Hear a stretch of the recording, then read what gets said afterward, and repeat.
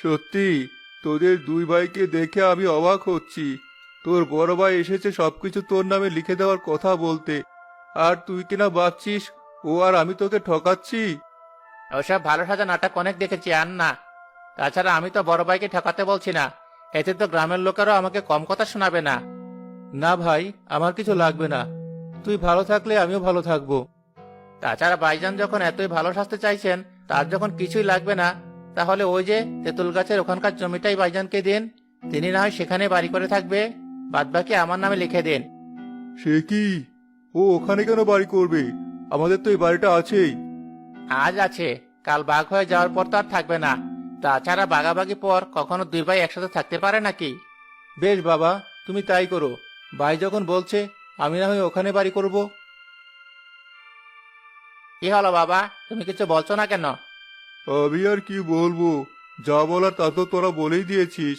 তুই কাগজ তৈরি কর, তোর যেমনটা চাইবি আমি তেমনটাই করব। আচ্ছা বাবা, আমি আজই কাগজ তৈরি করছি।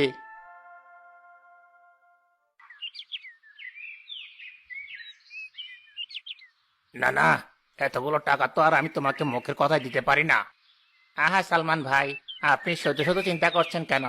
এই দেখেন, আমার সব কাগজ তৈরি হয়ে গেছে। বাবা একবার সই করে দিলেই সব জমি জমা আমার নামে। বেশ তো, আগে কাগজ তৈরি করো, তারপর না হয় এগুলো আমার কাছে বন্ধক দিলে আমি টাকাটা দিয়ে দেব। আচ্ছা ভাই, তাই হবে। তবে হ্যাঁ রুবেল, সময় কিন্তু আগের কথা মতোই থাকবে। 7 দিনের মধ্যে টাকা না দিলে সব জমি জমা কিন্তু আমার। কি যে বলো না সালমান ভাই, আমি হলাম শিক্ষিত মানুষ, শহর থেকে লেখাপড়া শিখে এসেছি। আর যে ব্যবসা করব ভেবেছি সেখানে শুধু টাকা আর টাকা। ওই 7 দিনে তোমার ডাবল টাকা আমি উঠিয়ে ফেলবো। সে তুমিই জানো, আমি শুধু আমার কথাটা জানিয়ে রাখলাম। এবার চলি।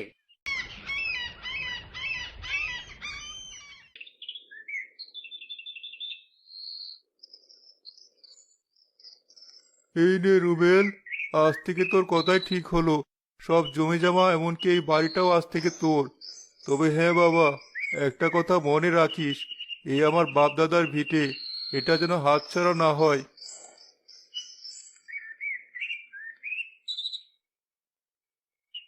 এসব তোমাকে বলতে হবে না বাবা, আমি শিক্ষিত মানুষ। আমি জানি জমি জমা কিভাবে ধরে রাখতে হয়। ওই কথাটা বললে না? আবার কি কথা বৌমা?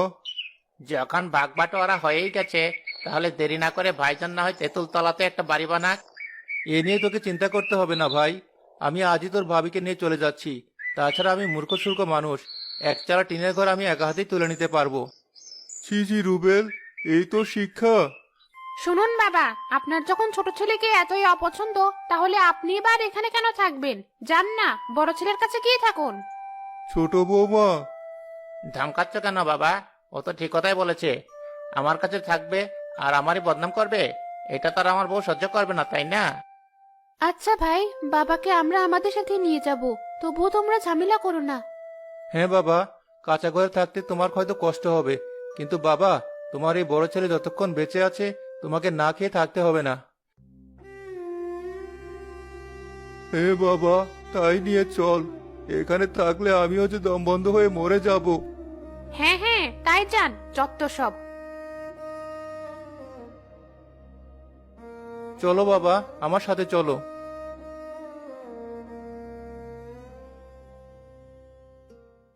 মায়া, এই চেয়ারটা বাবাকে দাও। অনেকটা পথ হেঁটে এসেছে, বাবার হয়তো ক্লান্ত লাগছে। গাছের নিচে ছায়া বসলে বাবার আরাম হবে। আর আমার আরাম? বাইরের কষ্টটা তো তোরা দেখতে পাচ্ছিস, কিন্তু ভেতরে যে কষ্ট হচ্ছে সেটা যে কেউ দেখতে পাচ্ছে না বাবা। কষ্ট পেও না বাবা, দেখবে সব ঠিক হয়ে যাবে। এখানে আপাতত একটা ঘর তুলে নিই, পরে যা ইচ্ছে করা যাবে। হ্যাঁ, তুমি তাই করো, বাইরে থাকতে বাবার তো খুব কষ্ট হবে। সবার আগেই তেঁতুল গাছটা কাটতে হবে। ভালো করে তুলতে হলে এখানে গর্ত না করলে হবে না। দাঁড়াও, আমি কুড়াল নিয়ে আসি। একটি রুবেল মিয়া, সকাল সকাল আমার কাছে? হ্যাঁ সালমান ভাই, এই দেখো সব কাগজ রেডি। এবার তো আর তোমার কোনো বাধা নেই। কই দেখে দেখি।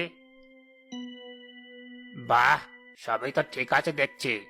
হ্যাঁ ভাই, কাগজটা হাতে পেয়ে সোজা তোমার কাছে চলে এসেছি। শুভ কাজে তো বেশি দেরি করতে নেই, তাই না? হ্যাঁ, তা তো বটেই। আচ্ছা বেশ, তুমি বসো, আমি টাকাগুলো নিয়ে আসছি। ভালো করে গুনে নাও, যা চেয়েছো তাই আছে। তবে হ্যাঁ, আমার সেই একই কথা, সময় মতো টাকাটা শোধ না দিলে আমি কিন্তু তোমার সব জমি জমা নিয়ে নেব। আহা সালমান ভাই, এক কথা তোমাকে বারবার বলতে হবে না, আমি তো বলেছি 7 দিনের মধ্যে আমি তোমার সব টাকা ফিরিয়ে দেব। বেশ, তাহলে ওই কথাই রইলো।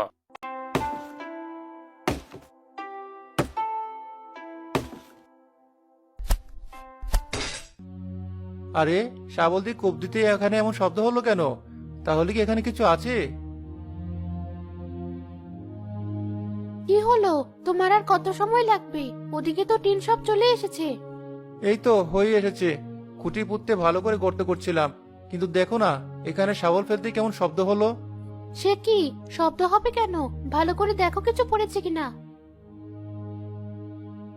আরে, এটা তো কোনো সিন্ধুক মনে হচ্ছে।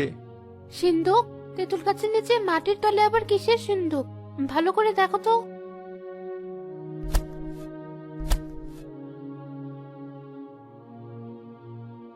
এ কি? এ তো দেখছি সত্যি সত্যি সিন্ধুক। জাকির, ভালো করে সিন্ধুকটা উপরে তোল বাবা। ছোটবেলায় কত গুপ্তধনের গল্প শুনেছি। দেখ বাবা, ওই সিন্ধুকে কিছু আছে কিনা। কি যে বলো না বাবা, আমাদের কি আর সেই কপাল আছে? তারপর তুমি যখন বলছো, তুলে দেখি। আরে, এটাতে তো দেখছি অনেক বড় একটা তালা ঝুলানো। এত কথা না বলে শাবলটা দিয়ে তালাটা ভাঙার চেষ্টা করলেই তো হয়।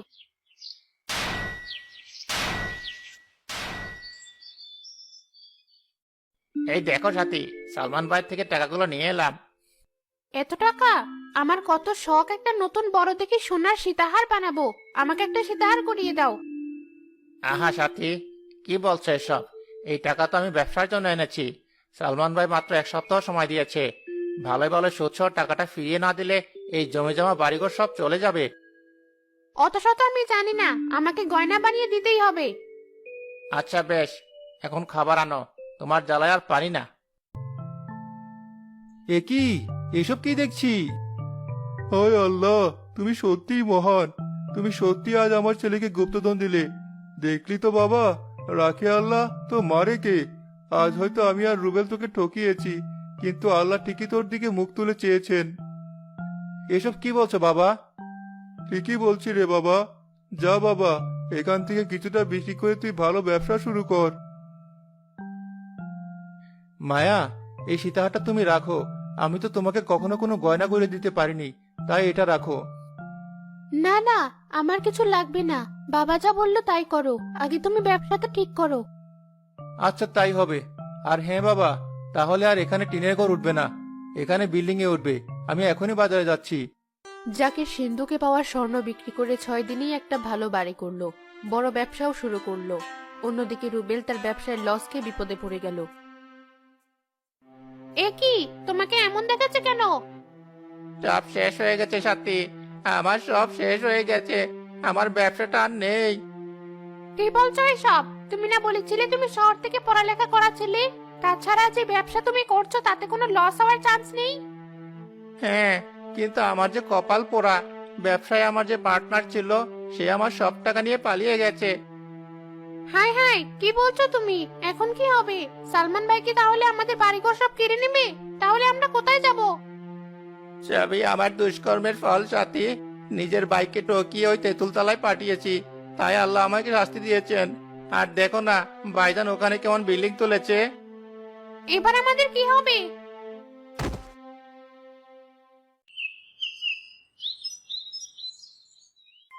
সালমান ভাই, আমাকে আর কিছুদিন সময় দিন ভাই। আমি কথা দিচ্ছি, আমি সুদ সহ সব টাকা আপনাকে ফিরিয়ে দেব। অত কথা আমি জানি না রবেল। আমি বারবার তোমাকে বলেছিলাম 7 দিনে সব টাকা ফিরিয়ে না দিলে ওই জমি বাড়ি সব আমার। জাকির বাজারের দিকে যাচ্ছিল, তখনই সালমান আর রুবেলের কথা শুনে দাঁড়িয়ে যায়। এ কি? সালমান এসব কি বলছে? না না, আমাকে তো জানতেই হবে। আসলে ভাই, আমি একটা বড় বিপদে পড়েছি। আমাকে আর 2টো দিন সময় দিন। সেসব তোমার আগেই ভাবা উচিত ছিল। দেখো ভাই, আমি তো আর টাকশাল খুলে বসে নেই। সময় মতো যদি টাকাটা না দিতে পারো, তাহলে তো কথা মতো জমি বাড়ি আমাকে দিয়ে দিতে হবে। আমার একটাই কথা, কাল সকালে আমি তোমার বাড়িতে যাব। যদি টাকা দিতে পারো ভালো কথা, নইলে বাড়ি জমি সব আমার, এই আমি বলে দিলাম। হাই আল্লাহ, এ তুমি আমার কি করলে? এতগুলো টাকা আমি কোথায় পাবো? না পেলে যে আমি সব হারিয়ে ফেলবো, মাথার উপর চারটুকু থাকবে না। আহারে, আমার ভাইটা কত কষ্ট পাচ্ছে। না না, এই কষ্ট আমি চোখে দেখতে পারছি না। আমাকে কিছু করতেই হবে।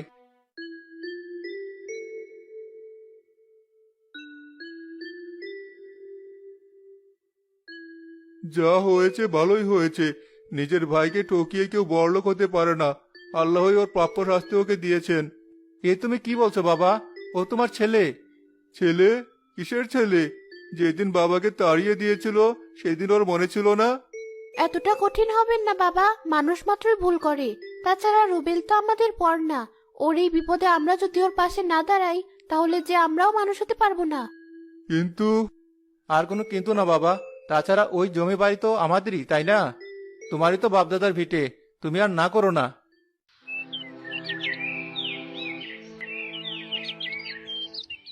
বেশ তো, টাকা যখন দিতে পারবে না, তাহলে এখন এই বাড়ি থেকে বেরিয়ে যাও। সালমান ভাই, দয়া করে আর কিছুদিন সময় দিন। এক কথা বারবার বলো না রুবেল, আমি তোমাকে অনেকবার বলেছি, টাকা না দিলে এই বাড়ি তোমাকে ছাড়তেই হবে। কে বলেছে ও টাকা ফেরত দিতে পারবে না? ওর বড় ভাই থাকতে কেউ ওকে ওই বাড়ি থেকে বের করতে পারবে না। ভাইজান তুমি। দেখ রুবেল, কাকে তুই বাড়ি থেকে বের করেছিলি, আর সেই তোকে বাঁচাতে এসেছে। বলো সালমান, আমার ভাই তোমার থেকে কত টাকা পায়? মানে জাকির ভাই, তুমি সত্যি সব টাকা ফিরিয়ে দেবে? হ্যাঁ, তুমি বলো কত টাকা। মানে 5 লাখ টাকা। এই ধরো, এখানে 6 লাখ টাকা আছে। সুদ সহ তুমি তোমার টাকা পেয়ে গেছো। এবার এই বাড়ি থেকে চলে যাও। আমায় তুমি ক্ষমা করে দাও ভাইজান, আমি তোমাকে এই বাড়ি জমি থেকে বঞ্চিত করেছি, অথচ আজ তুমি আমাকে এই বাড়ি জমি আবার ফিরিয়ে দিলে। আমাকে ক্ষমা করে দাও। তুমিও আমাকে ক্ষমা করে দাও ভাবি। ছি ছি সাথী, তুই তো আমার বোনের মতো। বোনকে বোনের কাছে ক্ষমা চায়? একদম ঠিক। শোন ভাই, তুই ছোট মানুষ, তুই ভুল করতেই পারিস, কিন্তু আজ যে তুই নিজের ভুল বুঝতে পেরেছিস, এতে আমি খুশি। সত্যি ভাইজান, তোমার মন অনেক বড়। আজ থেকে আর আলাদা না, আমরা দুই ভাই একসাথে এই বাড়িতেই থাকবো। আহা, এই দৃশ্য চোখে দেখেও শান্তি। আমার দুই ছেলে আজ এক হয়েছে। আজ আমার মৃত্যু হলেও কোনো দুঃখ নেই। ছি বাবা, এ কথা বলো না। আমি তোমাকে অনেক কষ্ট দিয়েছি, তুমিও আমাকে ক্ষমা করে দিও বাবা।